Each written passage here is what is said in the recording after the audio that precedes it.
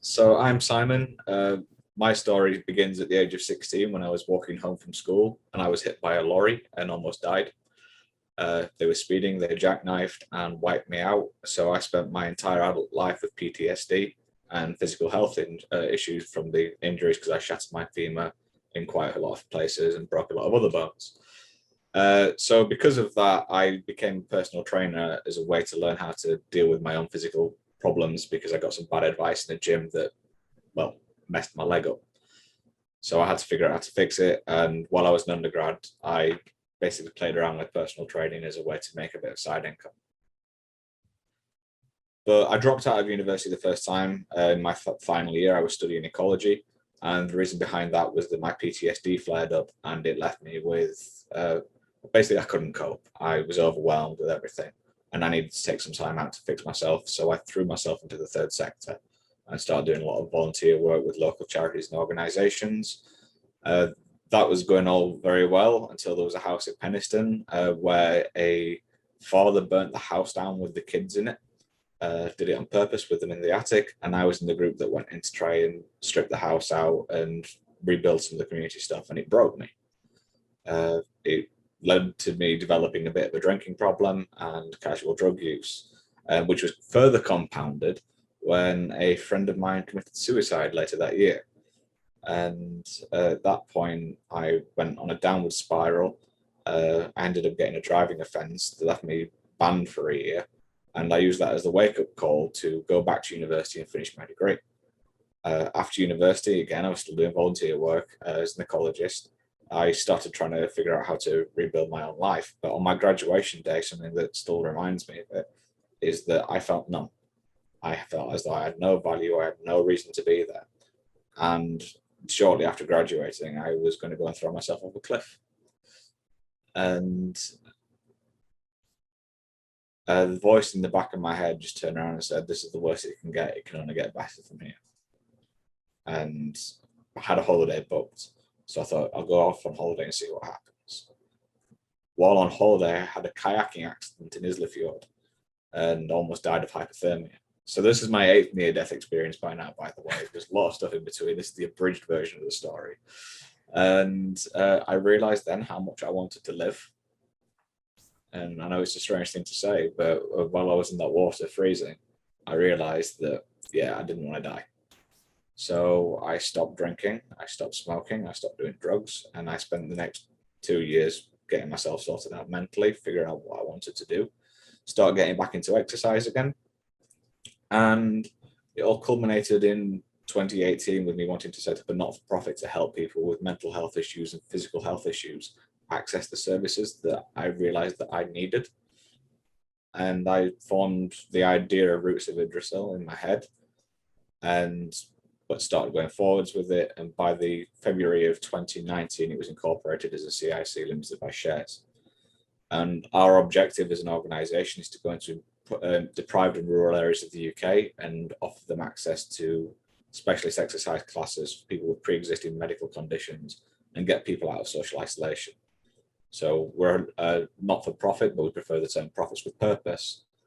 And what we do is we work with companies to help improve their health and well-being within the workplace, offer training programs around protecting people from back problems. And we've partnered with a lot of organizations across the globe to start delivering this on an international scale now. We have free access to YouTube videos, free access to Facebook content. And if you go on our website, there's loads of free materials that people can have. And it's been a bit of a scary story because in our first year, we reached about 3,000 people.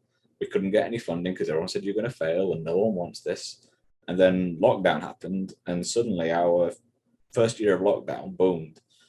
We went from having 3,000 people that we were in contact with to we reached 250,000 plus people within a year. And that's escalated again now because in the last 2 months, by linking in with organizations in India and the US, we've now reached 1 million people in 2 months. And it's all through free services and free support. And what we're now looking at doing is finding ways to develop our online courses on different things to start bringing money in so that we can hire staff, create meaningful employment within the UK and get back to running physical classes properly for people who need them. Because at the end of the day, for me, everything that I do with this company it's about helping others. I do it more for my own mental health than anything else, but that's my journey.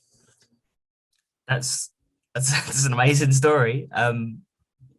So I can see that you offer a, a variety of different services, like a lot of different people. Is there anything new that you think you want to try and offer in the future? So two of the latest courses that are coming out for us that are going to be our first two flagship courses. We did a nutrition one, but it was good, but not everyone wants to know about nutrition. We've realized that selling things that people need and what they want are two different things. So what we're doing is now we've produced a LinkedIn course so for context with the LinkedIn one, I have about 500 people on LinkedIn and I reach about 8,000 people a day because of how I use the platform. And I've linked up with world-class copywriters, and I've got about £100,000 worth of free work through the work that I've done through networking. So my mainstay for support is through networking. And we're writing another course on networking to teach people like you, Tony, how to network and from having no one in your network to building a global network within a year or two and breaking it all down into processes. Because one of the things I didn't mention is that I have Asperger's and I have dyslexia and I have quite a lot of other neurodiverse issues. And the way that my brain thinks is that if I do something, I try and break it down into step by step with tools that other people can replicate and then try it with people. And so what we're doing now is we're moving away from being a physical health company to being a general education company that happens to do a lot of social impact and basically segregate the two so that we now have the CIC side of things working with people around the physical health, still working with companies with physical health, but developing things in different areas so that we can increase our revenue stream, so that we can bring people in, create jobs, and then grow our impact. You just spoke there about LinkedIn and how you use that. Do you have any plans to expand into any other social media? We kind of dominate our Facebook page at the moment. That's where we started with everything. We're in quite a few groups. We get about 5,000 to 6,000 people a day through it. Again, considering that we've never spent a penny on marketing, I don't think we're doing too bad, considering that we're almost 3 years old. We looked at doing TikTok, but it's just not what we're interested in. And we looked at Twitter and we don't really use it for much. We have blogs and they're more of an information informative thing as part of a sales filter. Yes, they have value, but not everyone wants to sit down and do a blog. The next one that we are going to do, though, we're teaming up with an organization down in London to start developing a podcast that's been sponsored by Bubble Digital. They're paying for all the editing behind the scenes. So what we're going to do is we're going to talk about mental and physical health, bring guests in from around the world who are major players in different areas. So, for example, our first guest is going to be a gentleman named Mike Verrett, and his claim to fame is he got to name Indomitus Rex. So, on top of that company down in London, do you have any other companies you think you want to collaborate with in the future? Oh, this is a strange question because we get offered collaborations every day now. Future partnerships. We want to partner with an organization called AM Spirit, and we're wanting to start building some more global collaborations. My dream organization to partner with would probably be the Olympic Committee because everyone wants to, but more importantly, the Paralympic Committee, because I find that Paralympians are more inspirational for myself. And the reason behind it is like me, they've gone through adversities and I can relate more to them. I was fortunate enough to grow up with an England footballer and he's a lovely guy, but I find it much more admirable when someone's gone through a life-changing situation and then still keeps that drive to go forwards. Another organization that I really want to partner with is Mantra Media, and it looks as though that's going to go forward. So Johnny Palwick ran the Invictus Games campaign where they went across America. And that campaign is one of the things that helped me get my mental health back on track. So Johnny is someone that I have a lot of time for. I talk to him quite often. And if he does read this, Johnny, please give us a partnership. I have already interviewed Johnny, so he should be reading this. How do you tie in Yggdrasil and the Norse community and these ideas within your business? So Yggdrasil is just a huge metaphor for me. For instance, we're not just Yggdrasil, we're the roots of Yggdrasil. And the mythos of Yggdrasil is fascinating because it incorporates the 9 realms of Norse cosmology. It happens to be that there's 9 elements of fitness, but it also has 3 gargantuan roots that stabilize it. And there are 9 elements of fitness, 9 elements of diversity, and 9 elements of well-being. Yggdrasil also is the hanging tree. And the tree of knowledge. And the reason behind that is that in Norse mythology, Odin hung himself from the tree for 9 days and 9 nights to gain the knowledge of the runes so that he could use it for healing and all those different kind of things. And the other thing about Yggdrasil that I love is that it's also the meeting place of the gods, where people can come and exchange ideas without actually being judged and speaking the open with no fear of repercussions. And because of all that mythology between the tree of life and all these different things, I think that embracing that as part of the Yorkshire heritage. I live in Scarborough, Scarsburg, stronghold. By bringing the Norse elements into it, I thought it was a great way to build that metaphor. But most importantly, most fitness companies go for things like Spartan Fitness or Viking Fit or something like that. And I wanted to take the mythological aspect and turn it on its head. Instead of taking the aggression, look for something that is much more inclusive and then bring that in. Okay, and I also see you're a very family-orientated business. Do you want to just explain like how this came about? This is by complete and utter accident, actually. I wanted to start a business. My mum wanted to do professional networking. I wanted to help people run exercise classes. And so I said to my mum, can you come and be a personal trainer? It's really easy. It's only a 12-week course. You'll love it. She's never done biology in her life, but she came along and had a go at it. And she passed. Yay. But the thing about it is this really weird working relationship that we have, because I'm the son and my mum and dad work underneath me, because I'm the managing director and the CEO, all those kind of things that I don't really understand what it means still. But they technically answer to me. And she always says to me, Simon, are you talking to me as my boss or as my son? I go, what do you mean? She says, well, both have consequences. They're just different. But it's great because we then brought on Keith Madeley, who I believe that Andrea knows. We've just done in fact, I'd like this to be mentioned, one of our non-executive directors, a guy called Dave Thompson. He passed away over the weekend. And without him, we wouldn't have been able to get where we are now. In the last year, he's helped prop us up, helped get our projections in order, helped us with all the finances. And his loss is something that is the biggest hit we've had to deal with as a company. He was a great man and he will be missed. And just by sheer coincidence, we need 2 non-family members on our board of directors.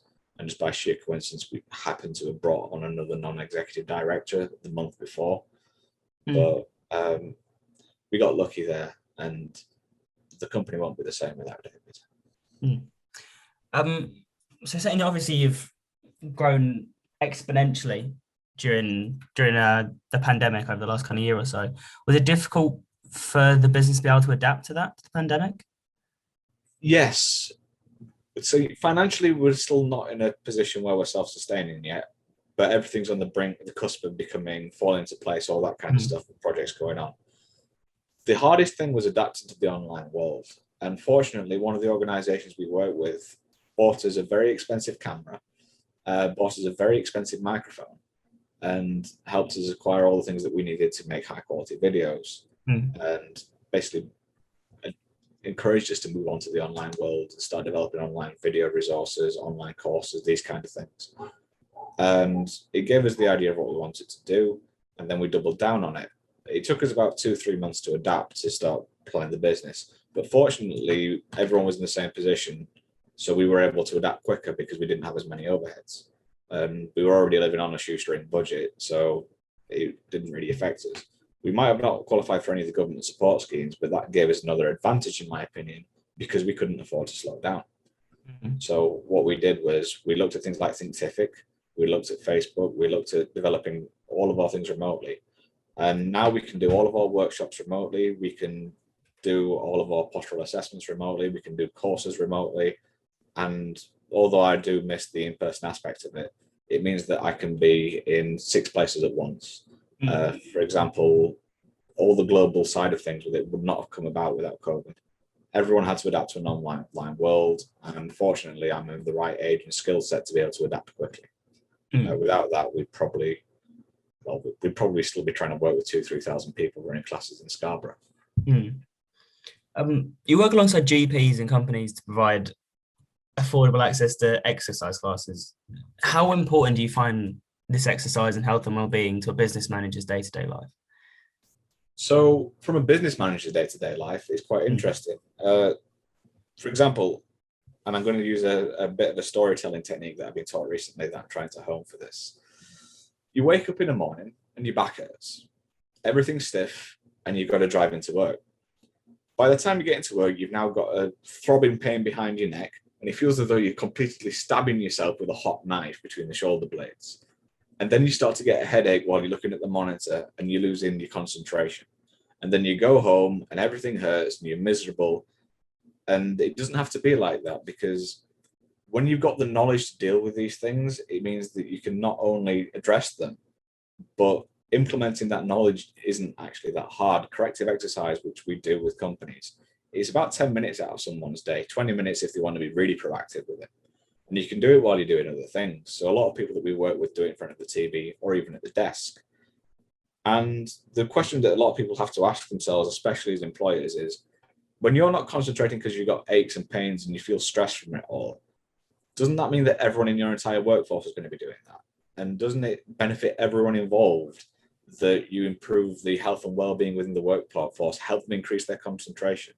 It's been shown on numerous studies that every £1 you spend in dealing with these issues saves you £5. And it's also been shown that by dealing with these issues, you increase your profitability because it reduces the overheads, it reduces the amount of staff that are going off ill. 80% of people have back problems, 32% of people have shoulder problems, and 15% of people have ankle problems. And they're just off the top of my head. If you can deal with those and stop them going off, each incident on average lasts for 9 days. That's 9 days of lost productivity when they're off work. But these things can last for years. If you can address it and take it out or mitigate it, it means that not only are you going to be bringing more money in, but you're also going to be saving money because you don't have to pay for people who aren't there.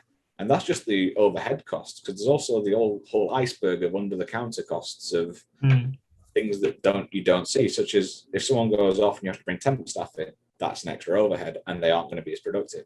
If you have to recruit someone to fill a position, if someone retires early, that's going to cost you even more. I think this will be my final question. Where do you want to see the Roots of Yggdrasil in 5 years? Oh, this is a hard question. This changes every day. I just want to see being seen as something that's a force for good. On a global scale, local scale, I don't care. I'd love it to be on a global scale, don't get me wrong, but as long as it's still here and it's still serving its purpose and helping people, I'll be happy. Hey, yeah, perfect. I don't think I've got any more questions. That's lovely. Andrea, do you have anything you want to add? No, just going back to what you said before, it's completely spot on, and we're completely on the same wavelength. Managers or employees, as long as they're happy and healthy, they work better. And by working better, it's a domino effect that the company strives. So yes, absolutely.